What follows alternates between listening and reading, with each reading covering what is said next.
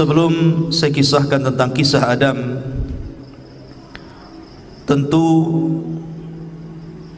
sebelumnya Allah Subhanahu wa taala telah menciptakan makhluk pertama namanya Arsy. Karena sebelum Arsy diciptakan tidak ada zat kecuali Allah Subhanahu wa taala saja. Baru kemudian Allah Subhanahu wa taala ciptakan makhluk pertama, dan itulah makhluk yang paling besar yang disebut dengan Arsy. Tapi para ulama akidah mengatakan bahwa makhluk yang pertama kali diciptakan adalah Arsy, kemudian qalam. Baru setelah Allah Subhanahu wa taala menciptakan Arsy-nya, kemudian setelah itu menciptakan qalam, dan Allah berfirman kepada qalam, catatlah segala sesuatu yang akan terjadi sampai kiamat dibangkitkan. Maka qalam pun kemudian mencatat seluruh takdir. Tidak ada satupun kecuali berdasarkan takdir Allah Subhanahu wa taala. Kemudian setelah qalam tidak lagi mencatat karena kehabisan tinta dan telah kering, maka catatan itu diletakkan di Lauhil Mahfuz, yang kemudian Allah Subhanahu wa taala memerintahkan para malaikat untuk menjaganya. Dari sinilah kemudian Allah Subhanahu wa taala menciptakan langit dan bumi, dimulai dari hari Ahad dan diakhiri pada hari Jumat. Hanya 6 hari: Ahad, Senin, Selasa, Rabu, Kamis, Jumat. Maka Allah Subhanahu wa taala menyelesaikan penciptaan langit dan bumi dalam tempo yang 6 hari ini, dan selesai penciptaan keduanya di hari Jumat, sebagaimana Allah juga akan menghancurkan di hari Jumat, karena kiamat itu tegak di hari Jumat. Barulah kemudian Allah Subhanahu wa taala menciptakan makhluk-makhluk yang lainnya, gunung, sungai, pohon, dan begitu seterusnya. Maka ketika itulah Allah Subhanahu wa taala menciptakan makhluk pertama namanya malaikat, dan malaikat adalah tentara-tentara Allah. Kemudian setelah Allah menciptakan malaikat, maka Allah ciptakan jin. Jin inilah yang pertama kali menghuni bumi. Akan tetapi karena jin ini memang disifatkan Allah Subhanahu wa taala lebih banyak yang rusak dibandingkan yang baik, maka terjadilah kerusakan di permukaan bumi. Sesama jin ini saling bunuh-membunuh, menumpahkan darah, merusak bumi. Akhirnya kemudian Allah Subhanahu wa taala pilih dari mereka yang paling saleh. Jin yang paling saleh itu namanya Azazil. Maka kemudian Azazil inilah yang kemudian diutus oleh Allah Subhanahu wa taala, kemudian dibekali dengan tentara malaikat untuk memperbaharui jin-jin yang ada di permukaan bumi, sehingga jin-jin yang jahat itu ditangkap, kemudian dilemparkan ke beberapa tempat di permukaan bumi. Sampailah kemudian bumi pun tenang karena dia berhasil menenangkan kaum jin. Dari situlah kemudian Azazil diangkat ke langit dan menjadi raja bagi seluruh kalangan jin, dan dia tinggal bersama para malaikat yang kemudian oleh Allah Subhanahu wa taala diberikan amanah untuk menjadi khazanatul jannah, penjaganya surga. Dari sinilah Allah Subhanahu wa taala memulakan penciptaan yang pertama, kisah Adam alaihi salatu wassalam setelah malaikat dan jin. Dan ingatlah ketika Tuhanmu berfirman kepada para malaikat, aku hendak menjadikan khalifah. Dan Adam bergenerasi sampai generasi kita ini. Maka di bumi mereka berkata, apakah engkau hendak menjadikan orang-orang merusak? Qalu ataj'alu fiha man yufsidu fiha wa yasfikud dima. Ya Rabb, apakah engkau hendak menjadikan ciptaanmu itu orang yang merusak dan menumpahkan darah di sana, maksudnya di bumi? Wa nahnu nusabbihu bihamdika wa nuqaddisu lak, sementara kami, kata malaikat, makhluk yang senantiasa bertasbih, memujimu, membersihkan namamu. Maka Allah mengatakan, qala inni a'lamu ma la ta'lamun, maka Allah berfirman, saya lebih tahu apa yang kalian tidak tahu. Sesungguhnya Allah subhanahu wa ta'ala ketika menciptakan Adam min qabdatin, dari cidukan tanah, di mana Allah subhanahu wa ta'ala ketika menciptakan Adam ini dari beragam macam warna tanah. Ada tanah yang berwarna putih, ada tanah yang berwarna merah, ada tanah yang berwarna hitam, dalam riwayat ada tanah yang berwarna kuning, dan ada yang bercampur di antara warna-warna ini. Dari sinilah kata para ulama, maka perbedaan warna-warna dari keturunan Adam alaihi salatu wassalam karena memang bahan baku Nabi Adam sendiri dari berbagai macam warna. Jadi kalau yang kulit hitam, ya dari tanah hitam. Kalau kulit putih, tanahnya putih. Kalau kulitnya kuning, tanahnya kuning.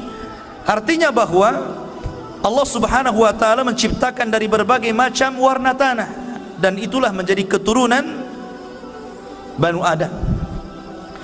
Kemudian di antara tanah yang diambil untuk menciptakan Adam itu ada yang al-khabith, ada jelek tanahnya. Wa tayyib, ada tanah yang baik. Was-sahlu, ada yang mudah diambil. Wal haznu, ada yang susah. Dan ada yang bercampur semuanya.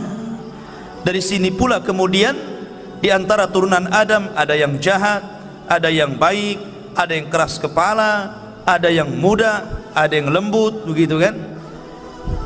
Jadi semua ini prosesnya kembali kepada proses ketika Allah menciptakan Adam alaihi salatu wassalam. Di antara kisah pengambilan tanah itu, Allah subhanahu wa ta'ala pertama kali mengutus malaikat Jibril. Jadi Allah itu utus malaikat Jibril untuk mengambil tanah yang ada di bumi.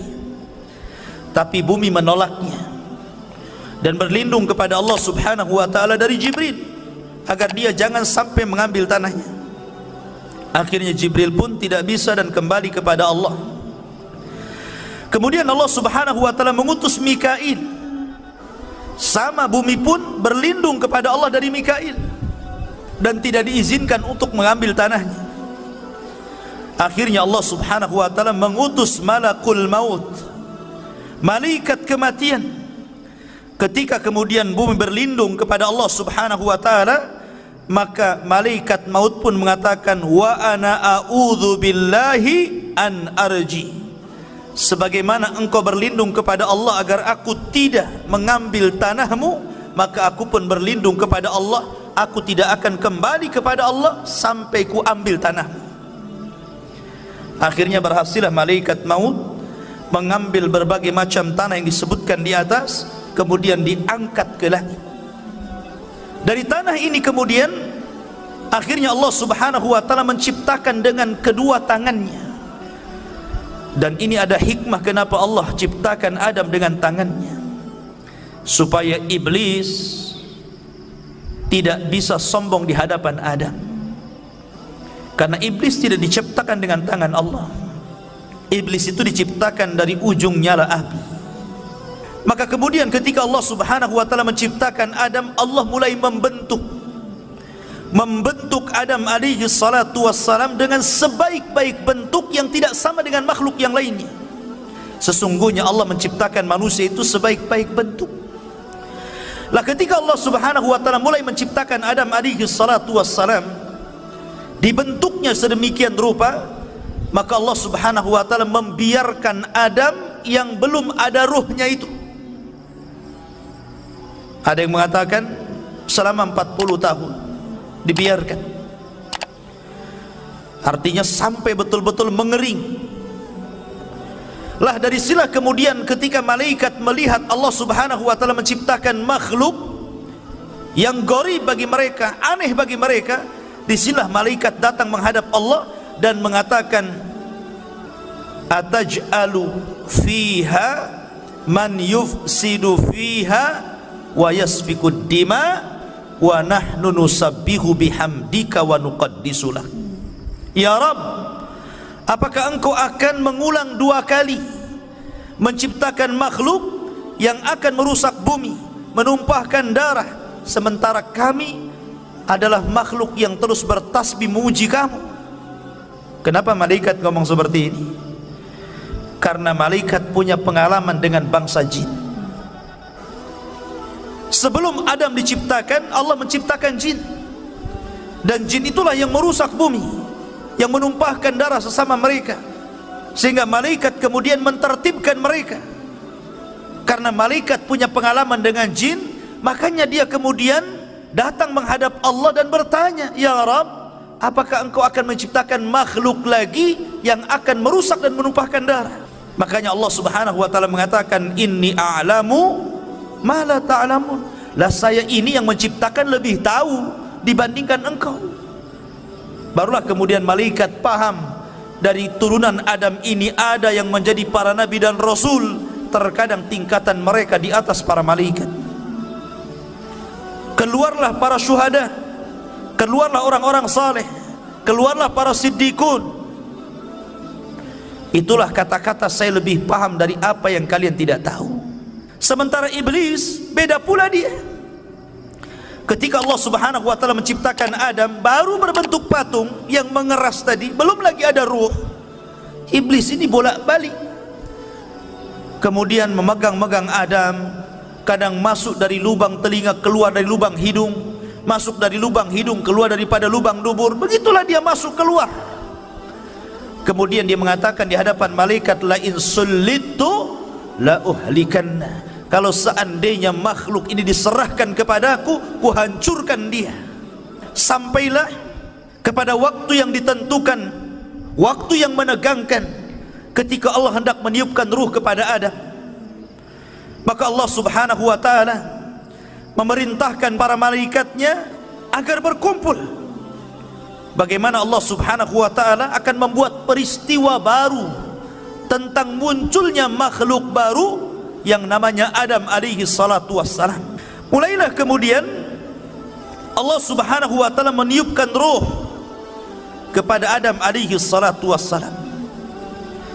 Baru saja ruh itu kemudian sampai di tenggorokan,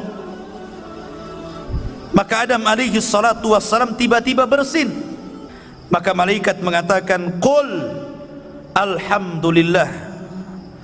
Maka kemudian Adam pun diperintahkan mengucap alhamdulillah.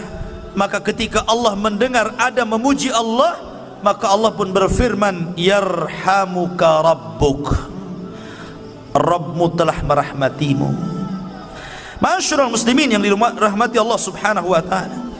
Kemudian ketika ruh terus masuk ke dalam jasad Adam alaihi salatu wassalam, dan mata pun sudah mulai melihat, rupanya Adam alaihi salatu wassalam berada di sorga. Maka ketika Adam, subhanallah, ruhnya sempurna, dari setelah kemudian Adam langsung memakan buah sorga, dan seluruh buah sorga dihalalkan untuk dimakan kecuali satu, nanti kisahnya. Maka ketika Adam alaihi salatu wassalam sempurna menjadi manusia, birruhi wal jasad, ada ruh ada jasadnya, disitulah Allah subhanahu wa ta'ala memerintahkan malaikat untuk sujud kepada Adam. Maka Allah subhanahu wa ta'ala menggambarkan bagaimana malaikat ini tunduk patuh akan perintah Allah dan menghormat kepada Adam. Allah mengatakan, fasajadal malaikatu kulluhum ajma'un. Seluruh malaikat, bayangkan, tidak ada satupun malaikat yang luput. Seluruh malaikat sujud kepada Adam. Rupanya dari seluruh malaikat ini ada satu makhluk, dia berdiri saja, dia tidak mau sujud, bahkan dia cenderung sombong. Kemudian makhluk ini ditanya oleh Allah subhanahu wa ta'ala, lima, kenapa engkau tidak sujud lima khalaqtu biyadai, terhadap makhluk yang aku ciptakan dengan kedua tanganku. Maka mulailah kemudian makhluk ini dia mengatakan, ya Rabb, saya kan lebih baik daripada dia. Aku diciptakan dari api sementara dia dari tanah. Dari situlah kemudian Allah Subhanahu wa taala marah kepada iblis. Subhanallah, inilah maksiat pertama yang ada di langit yang dilakukan oleh iblis kepada Allah Subhanahu wa taala, menolak perintah Allah Subhanahu wa taala. Maka dari sinilah kemudian Allah melaknat iblis, melaknat selaknat-laknatnya, marah semurka-murkanya. Hai iblis, keluar kau dari sorga, engkau kukutuk. Akhirnya kemudian iblis pun dikeluarkan dari sorga dan diusir ke dunia, dikembalikan kepada asal penciptaannya, jin. Karena jin itu memang tabiatnya jahat, maka Allah kembalikan iblis ke asal penciptaannya, jin. Iblis itu bagian daripada jin yang melakukan kefasikan kepada perintah Rabbnya. Kemudian setelah kemudian iblis diusir, maka Adam pun berjalan di sorga sendirian.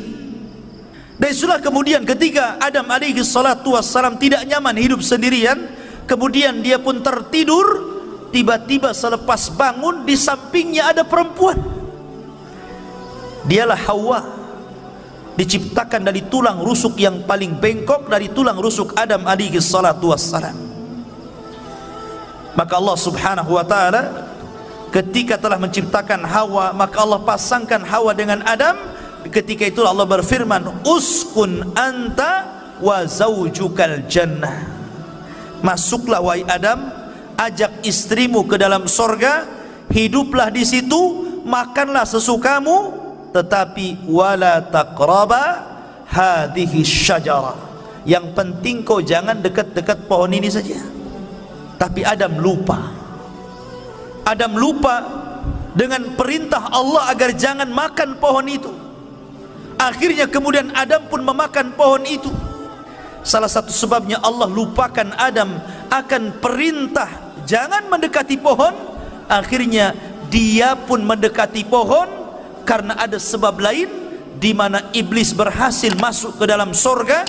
Dalam riwayat Israiliyat, iblis ini dia menunggang masuk ke dalam jalan darah ular. Iblis kan sudah diusir dari sorga, dia tidak bisa mungkin masuk ke dalam sorga. Tetapi iblis ini berhasil masuk sorga lewat masuk ke dalam tubuh ular itu. Apakah Allah tidak tahu? Allah tahu, nggak mungkin Allah nggak tahu. Tapi kenapa Allah biarkan iblis masuk ke dalam sorga? Sekali lagi karena ada hikmah di sini. Ada hikmah yang Allah Subhanahu wa taala kehendaki. Maka iblis pun berhasil masuk ke dalam sorga. Maka kemudian dia pun menjelma sebagai manusia, karena memang iblis itu bisa tasyakul, jin itu bisa berbentuk siapapun sesuai kehendaknya. Dia bisa berbentuk manusia, sama dengan malaikat bisa tasyakul. Maka kemudian dia datang kepada Adam seolah-olah penasehat, seolah-olah orang baik, dan mengatakan, wahai Adam, kenapa Allah Subhanahu wa taala melarang tidak boleh mendekati pohon ini kecuali karena ada dua perkara. Antakuna malakaini au takuna minal khalidin. Boleh jadi kalau engkau memakan buah larangan ini, kalian berdua akan Allah jadikan malaikat, atau Allah akan kekalkan di sorga. Allah tidak mau engkau kekal di sini. Akhirnya mulai goyang Adam. Ketika iblis tidak sanggup mempengaruhi Adam alaihi salatu wassalam, akhirnya dia pengaruhi lewat istrinya. Kemudian juga Al-Imam Ibnu Katsir rahimahullahu taala dalam kitab Bidayah wa Nihayah menjelaskan bahwa Adam ini memiliki perawakan yang tinggi, sittuna dzira'an, memiliki 60 hasta. Satu hasta itu setengah meter, berarti 60 hasta berarti 30 meter. Itu tingginya Nabi Adam. Kemudian lebarnya 7 hasta, berarti lebarnya itu 3,5 meter, tingginya 30 meter. dan memiliki usia yang panjang. Ketika Allah Subhanahu wa taala kemudian takdirkan bahwa Adam alaihi salatu wassalam memakan buah larangan, akhirnya kemudian Adam pun diusir oleh Allah dari sorga. Qul nahbitu minha jami'an, kami katakan keluar kalian semua, hei Adam, hei Hawa, keluar kalian dari sorga. Maka di sini tiga makhluk diusir, iblis, Adam, dan juga Hawa. Mereka berjumpa di bumi. Ada yang mengatakan Adam diturunkan di India, sementara Hawa itu diturunkan di Mekah. Kemudian berjumpa di bukit Jabal Rahmah. Ada yang mengatakan Adam juga meninggal di India, ada yang mengatakan di Mekah, ada yang mengatakan di Syam. Allahu a'lam. Ya. Yang jelas kita tidak menetapkan yang tidak ditetapkan, hanya menukil beberapa kisah Israiliyat. Artinya bahwa Adam alaihi salatu wassalam kemudian diturunkan ke bumi. Maka akhirnya kemudian Adam alaihi salatu wassalam ketika sampai di bumi, Adam menangis, menangis sejadi-jadinya. Ketika itu Jibril datang dan berusaha menghibur Adam, tapi Adam tetap menangis. Menangis karena bukan karena sedih dia diturunkan dari bumi, tidak, tapi karena menyesal karena maksiat yang dilakukan kepada Allah Subhanahu wa taala, sehingga dia berdoa kepada Allah, Rabbana zalamna anfusana wa illam taghfir lana wa tarhamna lanakunanna minal khasirin. Ini doanya Nabi Adam. Tapi lihat iblis, ketika diusir dari sorga, bukannya minta maaf, bukannya minta ampun kepada Allah, malah minta yang lain pula. Dia mengatakan, fa'angdirni ila yaumi yub'atsun, ya Rabb, tangguhkan aku sampai hari kau bangkitkan, maka tangguhkan usiaku sampai kiamat dibangkitkan. Akhirnya Allah tangguhkan iblis. Makanya iblis itu satu-satunya jin yang tidak akan pernah mati. Ketika Adam sudah di bumi, Hawa sudah di bumi, dan Allah pertemukan keduanya, akhirnya kemudian diilhamkan untuk menutup aurat keduanya. Maka disinilah permulaan permusuhan antara iblis dan Adam serta anak keturunannya.